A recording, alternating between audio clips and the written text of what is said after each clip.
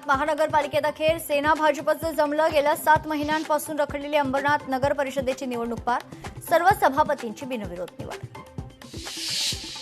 होणाऱ्या बाळाच्या सोनोग्राफीवरून वाद, सासू आणि पतीनं अंध पत्नीसह मुलाला ढकललं विहिरीत, 3.5 वर्षाच्या चिमुकल्याचा दुर्दैवी अंत, पत्नी गंभीर जखमी।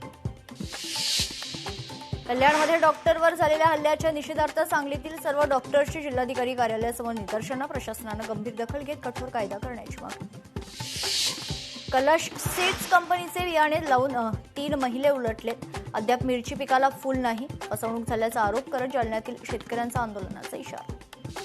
केतन अग्रवालच्या आईचं पंतप्रधान मोदींना भावनिक पत्र, मुलाला न्याय मिळावा आणि दोषींना कठोर शिक्षा व्हावी, पत्रातून केतनच्या आईची पंतप्रधानांना भावनिक हाक। बीड सरपंच संतोष देशमुख हत्या प्रकरणी पुढील सुनावणी 22 जुलैला। आजच्या सुनावणीत आरोपींचा आणि रिलाईड डॉक्युमेंट मागण्याचा अर्ज फेटाळला। अभिनेता शाहरुख खानला सुप्रीम कोर्टाचा मोठा दिलासा, मन्नत बंगला विस्ताराला दिलेली CRZ मंजुरी कायम, CRZ मंजुरीला आव्हान देणारी याचिका फेटाळली।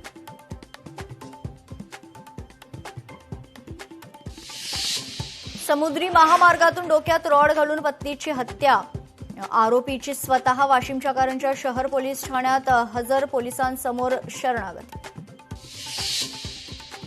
सोलापुरातील एक संस्था आर्थिक व्यवहारामुळे ATSच्या रडारवर, सोलापूरच्या तिघांचा कोर्टानं जामीन फेटाळला। जालना महानगरपालिकेच्या सर्वसाधारण सभेत गोंधळ, विपश्यना केंद्राच्या मुद्द्यावरून गोंधळ, भाजप आणि शिवसेनेच्या नगरसेवकांमध्ये गोंधळ, शिवसेनेच्या नगरसेवकांना थेट माईक फेकला।